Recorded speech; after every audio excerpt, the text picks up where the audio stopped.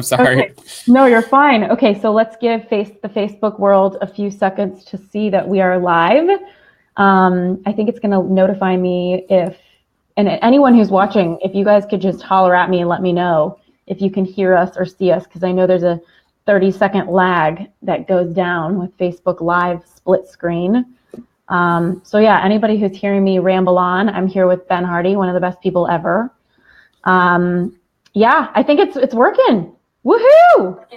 This is awesome. I see 2 viewers over there. I see, two viewers. We're getting this party started. Okay, perfect. So, welcome everybody. I'm here with Ben Hardy, one of my favorite people ever, a total expert on peak performance, on the fact that willpower doesn't work is what we're going to be talking about. He has his book out right now. That's what's up. I should go grab mine off my bookshelf and just dance with you with it. Ben is really a genius at what he does. He's getting his PhD right now while managing. Oh, we got Joe Polish here. What's hey, up? Joe. I can't hear you. You can't hear me? No, you can. Hey, I just unplugged my headphones. What's up? Oh, so good to see you. I can't believe you donated your Tesla for this. This is amazing. Yeah, I'm kind of stupid, but You're not stupid. You're a highly successful, achieving man. That's what I hear. Rumors on the street. Yeah. Well, you know what, Joe, while I have you here, I know that you read the book. Tell me, what is your number one takeaway from Willpower Doesn't Work, and why everybody in the whole world, which I already agree with you, needs to read this book? And I'm going to be asking Ben a ton of questions about it. Oh gosh, wait, hold on. There's this one part. Let me see if I can find it. No. Well, the part about Genius Network, of course, is my favorite part. So if you could ask me that question. So Joe's quoted in the book twice. Where is there's this one part. Give me a sec. We're not live, right? We are. No, We got on Facebook Live. I'll give you a second. What, are you going to go to the grocery store? No, What's up? We're live here. One part that's so good. I'm trying to think where it is. Is this actually it's all good. It's the whole mindset. Well, look, I mean, the whole concept of, your environment, like in order to create the perfect selling environment, the perfect romantic environment, the perfect focus environment has everything to do with the environment. So I think the biggest takeaway from the book is just the whole perspective on, you don't have to gut your way through life in order to have success. You literally need to set up the situations that allow that to happen. That's where happiness comes from. That's where productivity comes from. That's my whole thinking on it. Yes. Health, wealth, and happiness. Those are the 3 top categories. And that's what, yeah. Well, that's what Genius Network's all about, by the way. It's creating an environment where, so Dan Sullivan talks about it all the time. You get into a room with these types of people, and all of a sudden the ideas can come, the insights can come. I mean, it's just getting in that space. Well, what's so interesting? So those of you who are watching, Joe, who's just such a cameo appearance right now, it's literally so exciting. I feel like Beyonce just showed up. Yeah, pretty much. Got to church.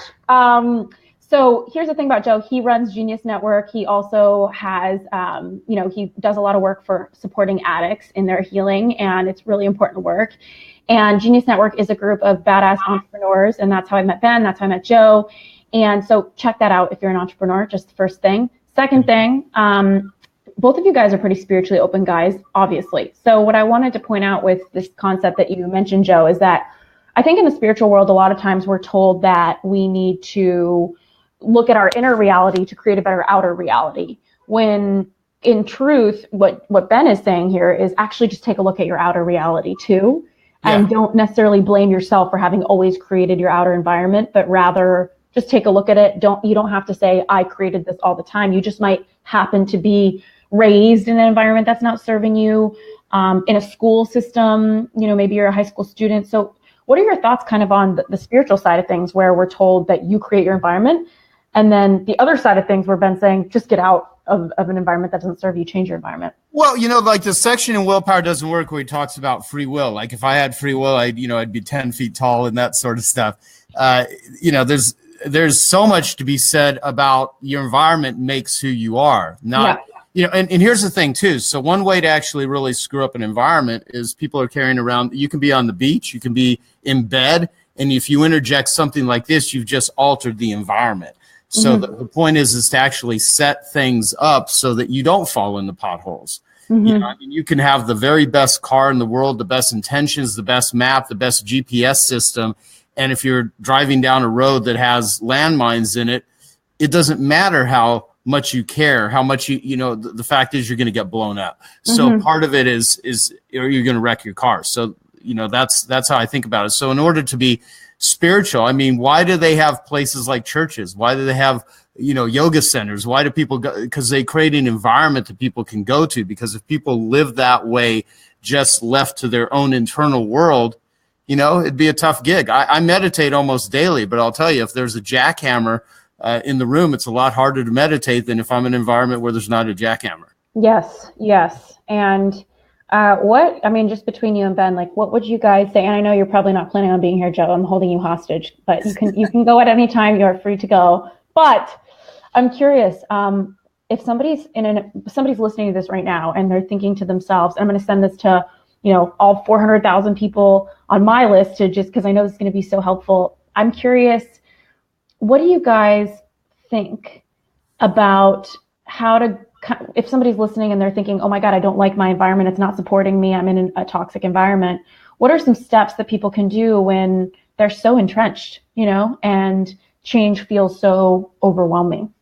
Well, here's what I'd say. Then Ben's really more the expert on this than I am. That's why he wrote a book on it. I would literally read his book, but don't just read it, master it. I think people should spend less time reading books and spending more time mastering ones that have really significant, important perspectives and insights. And this is really a book that's not read for entertainment. This is a book that's read for designing your life. It's a book that's read for you to think about how to, who your friends are, how you raise your children, and how impactful. This is a book that I think could save people a tremendous amount of angst, because it debunks the myth that, you can just think your way out of a crappy situation when you can actually create a great situation. So the first thing to do is knowing what to do and why to do it. And then with that insight, you can take steps that may mean, moving, that may mean rearranging furniture, that may mean completely, uprooting different aspects of your life. But there's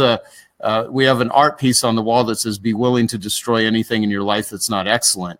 And, if you want an excellent life, you have to get rid of those things that are preventing that from happening, those things that are really inhibitors to it. So what I would say, anyone watching this is probably fighting a silent battle somewhere in their life. Everyone watching this certainly is looking for ways to improve their health, their wealth, their relationships, their joy, and they're looking for answers here. And I would say, you're doing it right now. So the mere fact that people showed up and they're putting their attention on this gives them a great advantage that people that are not putting their attention on it. And, most of the books that are written on personal development are what's wrong with you and how to fix it versus what's right with you and how to enhance it. And I think Ben very much comes from that place, is like, look, you already got so much, you got your life. Now, how do we actually enhance that by looking at something that has been overmissed? And people will even write things on Amazon that may be negative or whatever about this concept. Oh, it seems like such a simple no, it's actually a significant and a profound concept that most people can pay lip service to, but a lot of people don't take seriously. And those that do, I think, are just going to absolutely alter and change the foundation of where they build everything upon. And I think Ben's totally right with what he has discovered here and is not written about at the depth and the level that he writes about it. For sure. So, Ashley, are you actually there? You look frozen, Ashley. You all right? Are we there? Are we live? Well, let's see. So I'm going on live with Sean Stevenson tomorrow, JP Sears. It's going to be cool. That's JP's video goes out at 7 o'clock today, and he's linking to the competition. I don't know if anyone can see me still. I don't know if you can still see me. Ashley looks frozen. Yeah, I thought she was just listening intently to me, but yeah. Anyway. Yeah. Thanks, dude. I'll come back. Oh, yeah, I'll be done with this shortly. I'm gonna go get the. No, I just need to go. Ashley, are you good? So people can still see me. Oh, okay. So I'm talking to Ashley on the phone, guys. It looks like you guys can still see me, but Ashley's frozen. So I just wanted to add to. Me and Joe were just barely at an addiction conference, and Dr. Gabor Mate talks about how addiction is not something that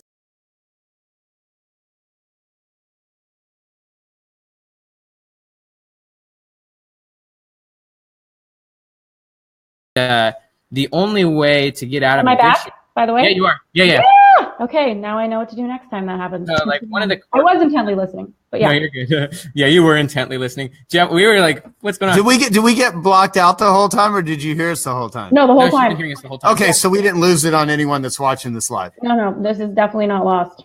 So like one of the core concepts that's coming out finally in the addiction space is that the opposite of addiction is connection. And obviously, in order to connect, you've got to be focused on other people. You got to focus on your environment. You can't fight that silent battle. Joe actually always says you're as sick as your secrets. And so for me, the opposite of willpower is connection. Willpower is trying to fight a silent battle. It's trying to do it on the individual level. And you can't make transformation. You can't will your way out of a traumatic experience. And so, you can't. And so the book is all about how the only way to really truly transform yourself is through connecting with others. And you need to do that and just having transformational experiences. And you can only do that through your environment. One other just quick thought is that a lot of people believe that like a traumatic experience can negatively transform someone's personality for the long. Like if you think about PTSD, like if someone goes to war or something, they can have traumatic experiences that permanently alter their identity for the negative. But what this book is about is that you can also have experiences that heal you, you know what I mean? And that transform your identity for the positive. Anyways, there's some thoughts. You can kind of whatever you want from there. Yeah, well, I mean, tell me, Ben, what if you could really distill, and I know this is such an important book, and again, those of you who are just tuning in, Ben's book came out this week, Willpower Doesn't Work, and if you want to check out more on it, willpowerdoesn'twork.com. He's giving away a Tesla and all sorts of crazy stuff. Oh yeah, great that you have your earphones on, Ben. I probably could hear you better. But yeah, I would say, Ben, I want to know what are the top 3 things that people can take away from this book, and what actionable insights can you give people listening right now to start taking steps towards them as they purchase your book and start to read it? Totally. So I'll give the 3 key insights, and then I'll give a few actionable items. So insight number 1 is that who you are is a product of your situation. Mm-hmm. And that's very different from how we view things in Western culture, because we're very individualistic. We think that who you are in one situation is the same as who you are in a different situation. When the truth is that in every situation you're in, you're a different person. Mm-hmm. So that's idea number 1. Idea number 2 is that your personality is not fixed, but it's fluid. It changes. It changes very dramatically from one situation to another. And there's a lot of research and stuff that talks about how we all actually have multiple personalities. So in some situations you could be explains a lot. Yeah, well, think about it. In some situations, you're like totally mature, you're powerful. In other situations, you could get triggered. And some you could feel like a little kid too. Yeah, well, yeah, and that's that side of you that is suppressed by some form of pain or trauma. That then now, once that side comes out, most people come out unhealthily. Mm-hmm. And so the big idea number 2 is that your personality is not anything that's ever fixed, but it can always be changed, and it changes when you change your environment. So there's a really big quote in the book by Dr. Marshall Goldsmith, and he says, if we do not create and control our environment creates and controls us. So now kind of going to the practicality, there's obviously a lot of really key ways that you can change your environment. Number 1 is just removing everything that conflicts with the goals and values that you have. So what the research talks about is that it's not necessarily your inner values that influences your behavior. It's the social norms around you. So just think about it. Most people want to be healthy, but most people in America are not healthy, even though their value system tells them that they should be. So it's not your value system that drives your behavior. It's actually the social norms in your environment. Hey, Ben, can you put your camera down a bit? Because the little Ben Hardy byline is blocking your mouth. Kind of looks like you're... Yeah. Go ahead. Better? Yep. So it's not your values that drive your or your behavior and your personality. It's actually the social norms around you. Mm-hmm. So if you want to live your values and if you want to live your dreams, you actually literally have to create the environment that sets it up. And so point number 1 is that you need to remove everything that conflicts with who you want to be, with what you want to do. Mm-hmm. My wife and I we were foster parents for 3 years. We literally just adopted our kids like 3 weeks ago. So good. But in 2017, as a family, we went refined sugar free for 9 months. And the thing we did is we literally just removed it all from our house, and it was easy to do because we were doing it as a family. And it was really kind of funny watching, because every time we would go to social places, people would offer our kids like candy, and soda pop. And if we were at like a birthday party, they'd be handing out like cupcakes and stuff like that. And our kids would just say no. And it's like we were doing it together. So that's that idea that you need to have a team around you. You can't win these silent battles. And And then we had an end date and stuff like that, and we were doing it together. Point number 2 is that what I study throughout my PhD is the difference between dreamers and doers, like specifically wannabe entrepreneurs versus real entrepreneurs. What's the difference? How do you get there? Mm-hmm. Yeah. And the big difference actually comes when a person starts investing money into their goal. Like once a person starts investing actual dollars into what they want to do, they start to become really committed to it, and they start to have this shift in identity. They start to see things differently. And so I would say, like, if you want to change your environment, start investing in what you want to do. Start giving money, like it could be just buying books, or it could be like buying mentorship. It could be buying relationships. That may sound weird. To me and you, it doesn't sound weird. Yeah.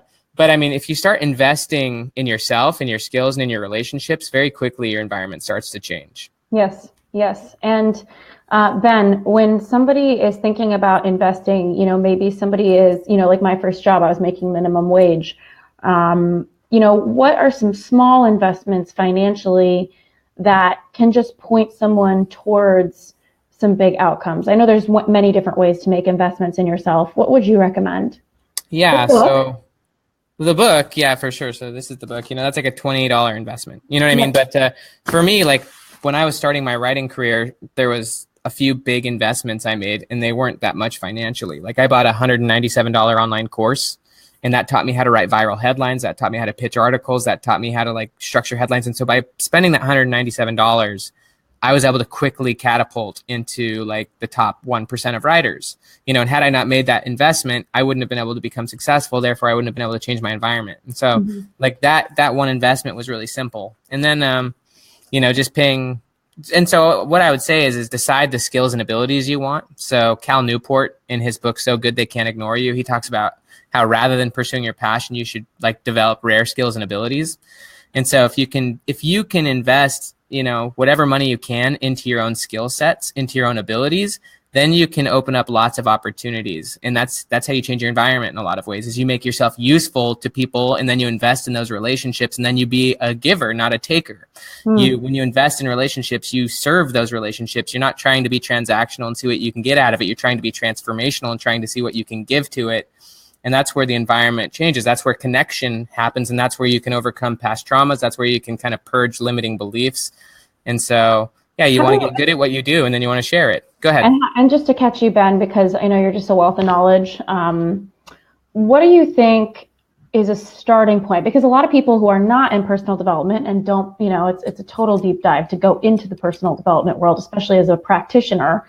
So let's say that the people who are listening right now, maybe they want to start to examine their beliefs. And this is really, it's kind of a nebulous concept, my beliefs. People don't even realize that they are not their thoughts. So what can you recommend for somebody to start kind of taking a look at what they believe, or how willpower is or isn't playing a role in the way that they're trying to achieve right now? Sure. So I'll give some really simple ones. First off, if you have to actually think about your behavior, that means you're using willpower. Because like there's you have your conscious, and then you have your subconscious. And almost all behavior is subconscious. And so like, put it this way, if you're on an airplane, you're not going to be thinking much about smoking cigarettes. Like there's no way to smoke on a plane, right? You just can't do it. And so that what psychologists say is that all behavior is outsourced to the environment. And so if you have to actually think about what you're doing, like if you're at a party, let's just say, and like, they're offering cake and you're trying not to do that, and you have to think about it, that means that the environment is pushing against you. You know what I mean? That means that there's something against you. And so I would have people examine their day-to-day life. And if they have to think about it when a person's at work, if they have to actually focus to get themselves to stay working, it's because their environment's pushing against them. They've probably got their cell phone next to them. They've got multiple tabs going. They're not being required by, fast timelines to focus. And so I would have people just start to monitor their own behavior and their own mind. Because when you're in an environment that's facilitating your goals, you don't necessarily have to think about what you're doing. You just do it. Your environment has set it up to do it. So that's one. And in order to get really clear, I would have people go to a private space, probably somewhere not at their house, because your house has so many triggers and things like that. Get in your car, drive 20, 30 minutes away, park in a serene place, whether it's a park or go somewhere, and pull out your journal. Don't do it at your house. Go to a space where you can be kind of free of all the thoughts. And like Joe said earlier, don't bring your cell phone with you. Don't allow that influence into your environment. There's too many triggers and addictions right there. So like leave that away. Allow yourself to unplug and take literally a journal that's just paper and pen. You know what I mean? And just start writing. I mean, there's so much research on journaling talking about how it can be one of the most therapeutic practices. You know, and I think a big part about bringing up some of like the suppressed emotions and stuff that's stopping you is actually starting to flesh them out and being honest with yourself and allowing yourself to just write about all the things that are holding you down, things that are you're struggling with. Also things that you want to actually achieve, things that are conflicting right now.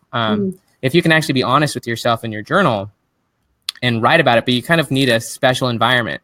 So like, you know, Jim Carrey is really famous for going into Hollywood. And I know that you live in Hollywood, right? Still? Hollywood, yeah. But he went up to that hill all the time and he would visualize and think about himself becoming a famous comedian.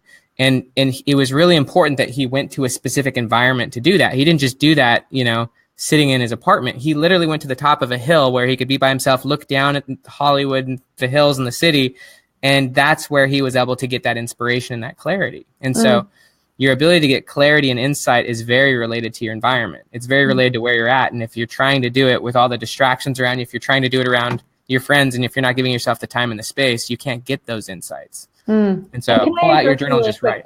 Yeah, and I want to ask you more about journaling because I know that you're such a master at that. I'm sure that there's a lot in your book about how to use this as a tool. Yeah. There's two chapters all about journaling. I've been reading, and so I want to ask you more about that because I think that can get people into action now. But another thing I just want to add on to what you were saying was you were talking about beliefs and getting quiet, creating silence. Another thing for those of you who are listening, if you want to start to learn what your beliefs are, whenever I've had a coaching client come into my office, for example, I always know that if I want to know what they're believing about the world or how their mindset looks, I can just take a look at their results. What are their results in the world? That usually is what you're saying is look at the environment, because the environment and the environment and the inner world are totally interconnected. Yes, I can totally see that. And on top of that, though, it's okay. What patterns? I love patterns, and I know that you would too. What patterns that kind of are a bummer for you are you noticing in your life? Maybe it's a pattern in your friendships where you seem to cut people off and hide from them. Maybe it's a pattern in your romantic relationships where you're always picking people who aren't really emotionally available. Maybe it's a pattern in your work where you start things that you never finish. Whatever your patterns are, know that they are an indicator that you are in a belief system that is creating that pattern. It's kind of like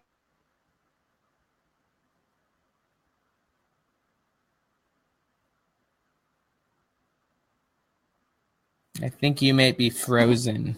Oh, she's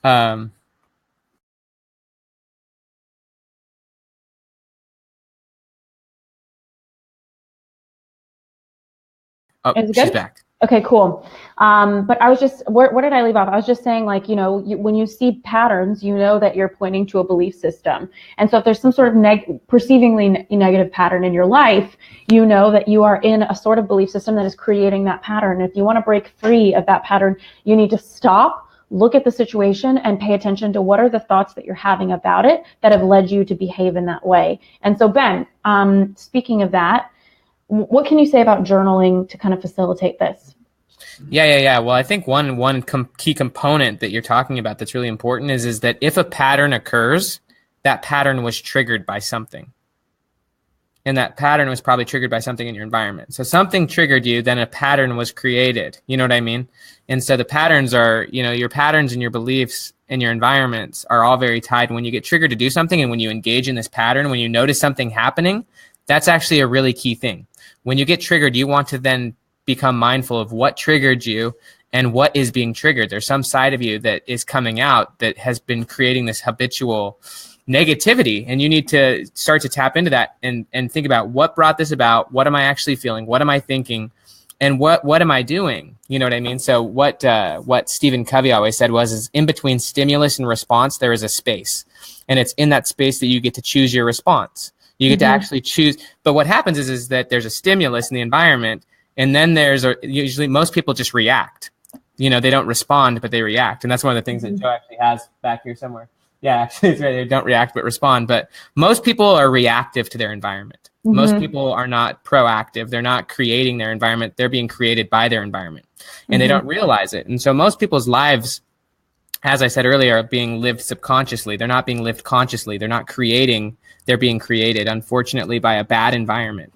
And so kind of going into your journal, you want to really get mindful of what's happening in your world. You want to get mindful of what's happening inside of you, what's triggering you, what's stopping you. And then you want to just start to, you need to, this is basically what the purpose of therapy is. This is what Freud always talked about bringing the subconscious and making it conscious. And so that's what journaling is all about, is pulling this stuff out. And kind of trying to realize, what are these patterns, thinking about your past. One thing that you could do that's really helpful is just literally trying to make a timeline of your life. And what are the key events that happened?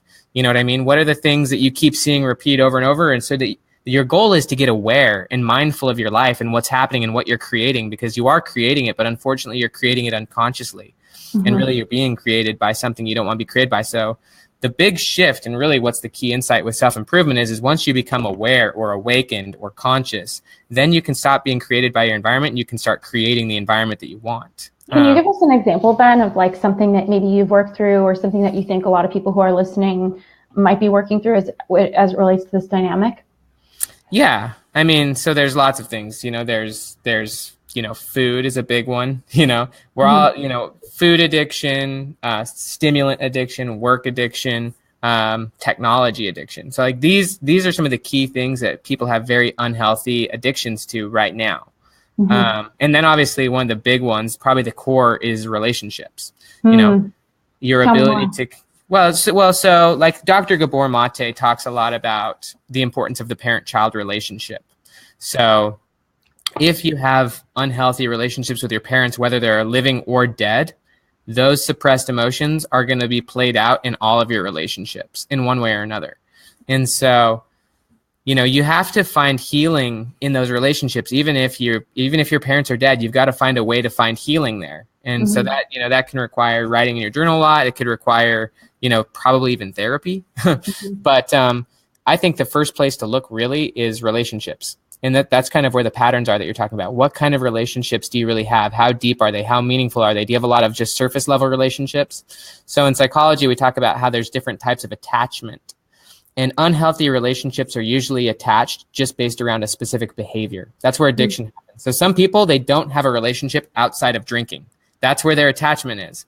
When they're not drinking and getting drunk, like there really is nothing else to talk about. They don't really do anything. And a lot of my high school friends, for example, like our attachment is based in the past. It's based on who we were back then, but that's not who we are now. But we have nothing to talk about because our attachment isn't healthy. It's not based on challenging and growth.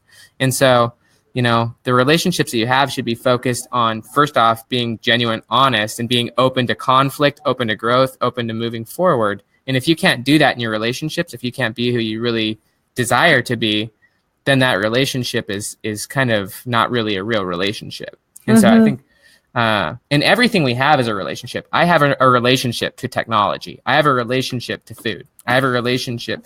And so I think it's just really beginning to analyze your, how you're relating in the world to different people.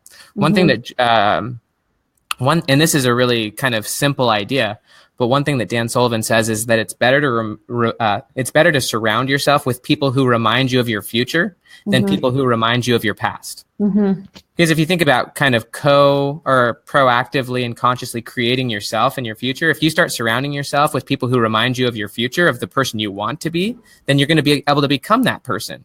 If you're just surrounding yourself with people who remind you of your past, then you're going to be stuck. You're going to be stuck in the patterns that kept you where you were. And so those are just a couple quick thoughts.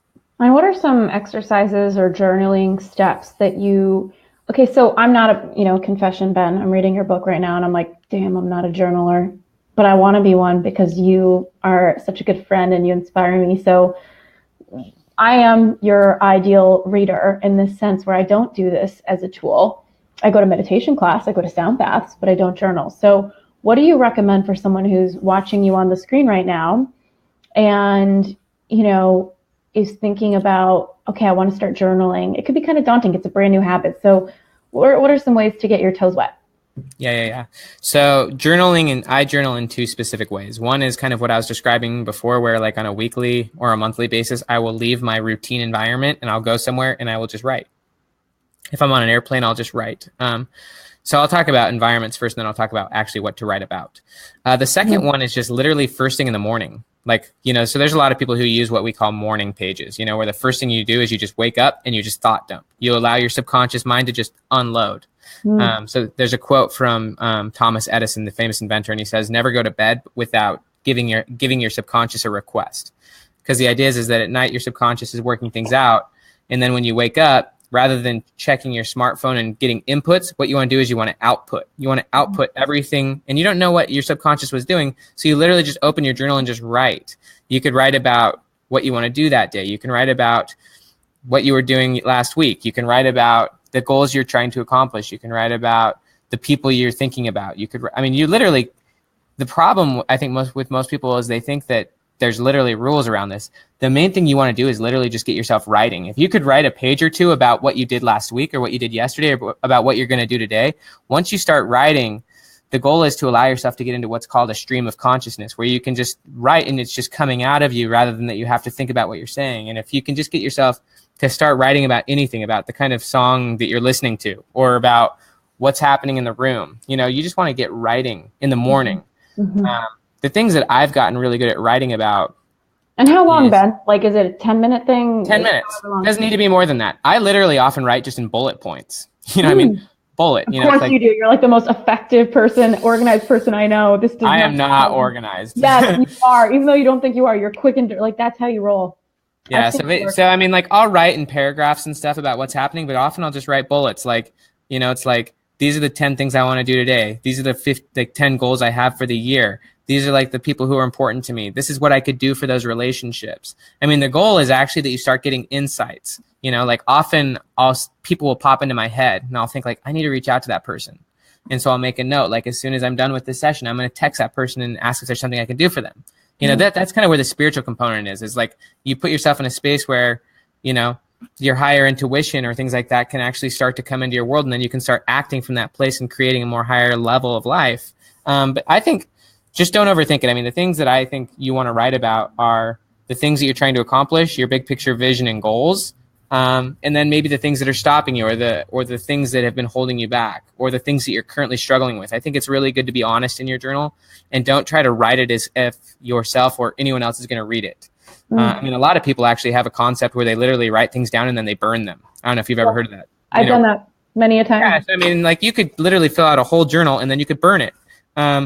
And then it's not for anyone else. It's literally just a healing tool. And you can just. Do you have a thought, forward. Ben, on like if you write something down, does it come back into your mind? You know what I mean? Like, is there a loss for some people who are writing dark things down or trying to release something that they keep it in their journal? Like something about the energy of like keeping this thing they have all this release in.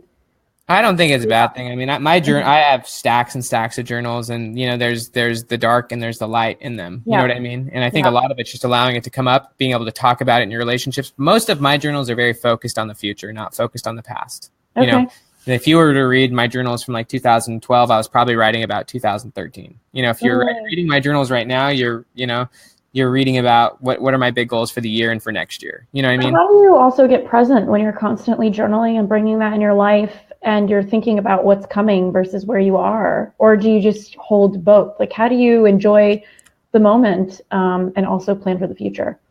I think that's a really good question. So the whole notion of environment and of mindfulness is about being present. Mm-hmm. So basically the definition of mindfulness is to be aware and to be present of your environment and of how the environment's influencing you and about how you're influencing the environment. And so I think that doing these types of activities actually allows you to be present in the moment and present with how you want to be. This is how you put yourself into a state where you can actually proactively live in the moment. And you can actually think like, is this how I want to be? Is this who I want to be based on the person I want to become, based on the values I want to live? I think that this is actually the only way to truly live presently. Mm-hmm. Mm-hmm. So I actually don't think like, and literally we're talking about 10 minutes. We're talking about 10 minutes of writing in your journal about your future and thinking about it so that then you can live fully presently in the moment, how you want to act, not just how your environment is forcing you to respond. You know what I mean? Mm-hmm. Well, and by the way, anybody who's listening, feel free to post some comments and I will ask Ben or I'll show your comments so you can see it. Ben, I want to ask now, just kind of straight up, like down and dirty, like how does somebody get started in setting a goal when willpower doesn't work? Yeah. What are the top like 5 steps or whatever you've got of like, I've got this big goal. So for example, maybe I want to launch a new course and to my subscribers, or maybe I want to, I just started my podcast, recording podcast episodes, and I want to get 250,000 downloads a month. Or small goals, like I want to lose 5 pounds, whatever it is. Talk to me. So I would read, literally, if you get the book, read chapter 11. But I'll explain the concepts. Yeah, take us through it. Yeah, so chapter 11 is called Grow Into Your Goals. And it's all about creating an environment that sets you up to actually achieve the goals you want. So I tell a story of John Burke. He's a pianist. He's a pianist in Atlanta. He's 29 years old. He was just nominated for an Emmy. And he's written, I think, 7 or 8 amazing albums. And each album gets progressively different and better. He's always disrupting and innovating himself, and his work is just so profound and interesting. And so I wanted to interview him for the book because I wanted to hear about his process. And his process is very focused on setting up conditions, setting up situations and environments that force him to be successful, that force him. So here's what he does. On the day that John Burke decides that he wants to do a new project, he doesn't actually know exactly what the project is. He just knows he wants to do something. So in your case, you want to do this podcast. Yeah. What John does is he calls his sound engineer and he gets on the sound engineer's schedule for 3 to 6 months in advance. And he says, I want to record an album. And so he pays in advance. So that's where he gets financially invested, but he also gets on the person's calendar. So he knows he's got like 3 to 6 months to write this album that he's literally just has the idea for. He doesn't know what the album's going to be. And then he goes to his calendar and calendars out his whole his weeks for the next 3 months, and he puts in creation time. He puts in the time when he's actually going to think about, create, compose, and practice the songs. And he says if he ever gets like opportunities or gigs or things like that on during his creation time, he says no. He says he's got a meeting, and that meeting's with himself. And then what he does is he tries to create social pressure by telling his fans that he's got a new album coming out in the next 3 to 6 months. He gives them the exact date and just tells them what he's working on. And he says that that's really powerful for him because he really cares what his fans think. He really cares he wants them to trust him, and he wants to set up this expectation that he's going to do it. And so then he's got all this social pressure. He's got the calendar in place. He's financially invested. He starts telling his friends. And then that process puts a lot of external pressure on him, which forces him forward. And if you study people like Michael Jordan and stuff like that, all of these people are really good at creating conditions. Michael Jordan would always talk smack, and he didn't do that to make the other people mad. He would do that so that it would force him to have more pressure on himself. And it was good pressure. So there's this whole quote that, pressure can bust pipes, but it can also make a diamond. And so, you just want to put yourself in a situation where, you're being forced by your situation to move forward. The historian Will Durant said that the ability of the average person could be doubled if their situation demanded it of them. Most people are not moving forward because their situation is not demanding them to move forward. And so, yeah, those are some thoughts. It's just, those are just some simple strategies. But if you want to do something, give yourself a timeline. That's pretty basic 101. Get financially invested. Mark out your calendar, because if it's not on your calendar, it's probably not happening as much as you think it is. Yeah. Get social pressure, get socially committed. But Ben, this all sounds like, it's great. This is great, but it also sounds like a lot of pressure. Is there a more inspired, I guess if you're inspired by your goal, the pressure is friendly. Is there a more less pressure way to create flow with your goals? Well, so there's 2 types of what I would call enriched or optimal environments. You actually need both. One is high stress, high demand. The other one is high rest, high recovery. I don't know if you can hear me. You look frozen. But basically what it means is that so number one, let's just say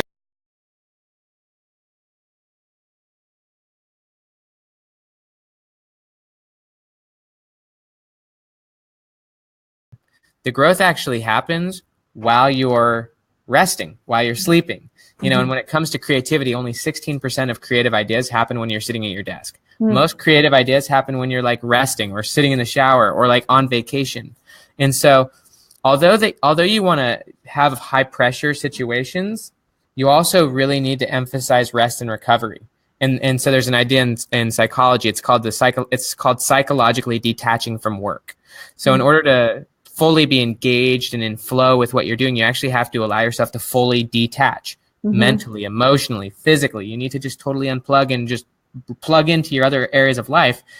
And Shaun White, actually, he talked about how he's been able to maintain such high performance, as an Olympian for 16 years. And he says he spends a lot of time away from the sport. He's into skateboarding and he's in a rock band and stuff. And so although you want to put yourself in high pressure environments, kind of like, when Shaun is practicing, I guarantee it's high stress. You shouldn't be afraid of stress, but you need to totally optimize and emphasize for recovery as well, because that's where your growth is going to happen. That's where your connections and your relationships are going to happen. That's where your creativity is going to occur.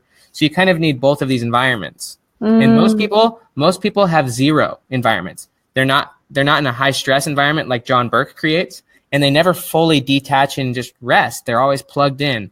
They're always, overstimulated. Like, it's the same concept of fasting with your body. You need to let your body reset. You need to let your mind reset. You need to let your relationships reset. You need to reset regularly. Right.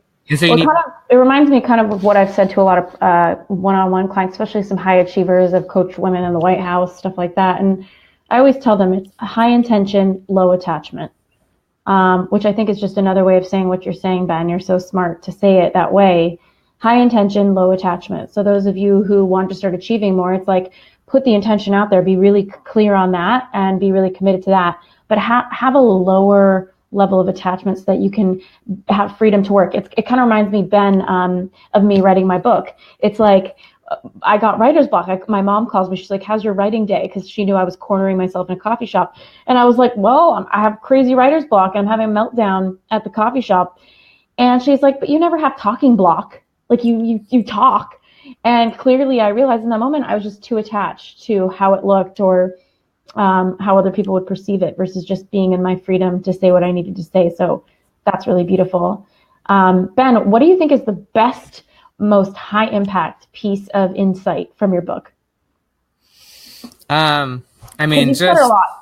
Yeah. I mean, we've said a lot. I think that there's just a few couple, it's really just reemphasizing the points is that, in Western culture, we're very focused on a fixed nature. Who you are when you're born is who you're going to be when you die.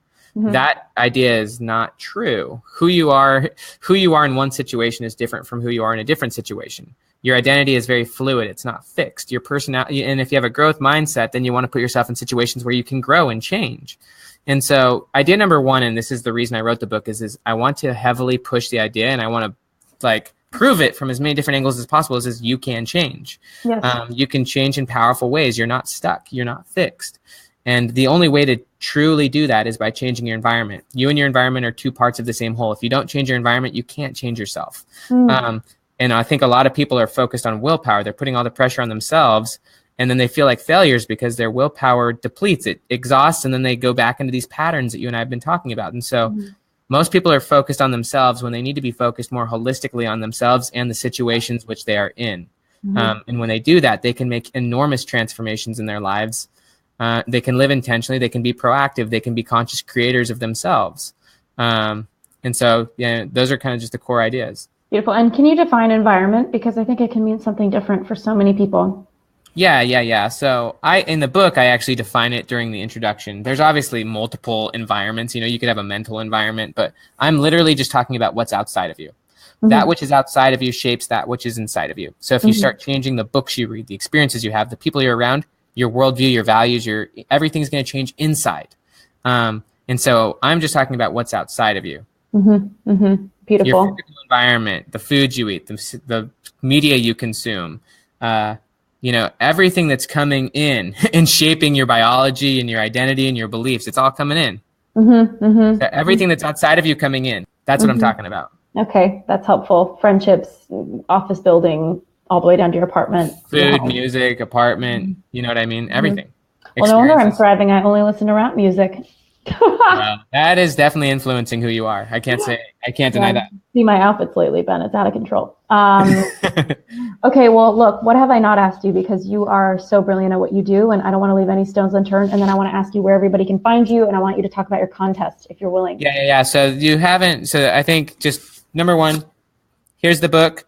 if you go to willpowerdoesn'twork.com, you're actually going to go to a page where it's going to show Joe Polish. He's the guy who was on the screen earlier. He loves this book so much. He's an addiction expert. He is a very profound and powerful person. And he loves the book so much that he actually donated his Tesla as part of a competition we're running. So basically, we're going to do a competition from today until June 5th or June 6th. It's 90 days. And in order to get into the competition, you have to buy the book. And then you need to actually apply the book to your life in one specific area. There's 4 areas that we're allowing for the competition. One is income, there's health, there's like a side or a passion project, and then there's addiction. And basically, you just use the book to transform your life. And then on June 6th, you have to submit a 500-word essay just describing your transformation and showing evidence, if you've got before and after pictures or something. And we're going to give the winner Joe's Tesla. And then there's going to be 10. Yeah, it's amazing. I'm going to give away my house. We're going to give away a private jet. You get a car and you get a car. Is that Oprah? No, I don't know. Yeah. Totally. So there's only one person that wins a car, but there's going to be, I think, between 10 and 14 others that get to come out to Arizona, and they get a private one-day full transformation event with me and Joe. Amazing. And all of those people will also win a cruise. And so why not? We're going to have a lot of winners, and really what we're doing is we're actually eliminating willpower. We're creating a game. We're creating conditions where motivation happens. When you're incentivized to do something that you want, and when you publicly commit, when you do all these things, you're creating conditions. You're creating a situation. And so it's not about willpower. It's about creating stakes. It's about creating why. It's about surrounding yourself with. And so I would challenge anyone who's joining the competition to join it with friends. It's, make it a group thing. Make it about connection. Make it about growing into your future. Don't try to do this private battle. So I would just say go to willpowerdoesn'twork.com, get the book, join the competition, change your life, win a Tesla. You know what I mean? Amazing. What's the problem with that? Amazing. Well, Ben, I always have the best time being with you. Yeah. Thank you so much. I love being with you, Ashley. You're we're just G's, so you're amazing. Good luck with the book launch. I'm so excited. I'm pretty much 80% through the book. It's totally a game changer. I'm going to start journaling because of this conversation and because you got to do it. Yeah, I'm on it, and haven't journaled since I was 10, and there's some weird stuff in there. So hopefully this journaling process looks a little prettier, but hey, if it doesn't, detached, all good. Thank you so much for being here. Everybody head on over to willpowerdoesn'twork.com, get a copy of the book. It's time that you change your life and create the life you deserve. It's here for you. All right.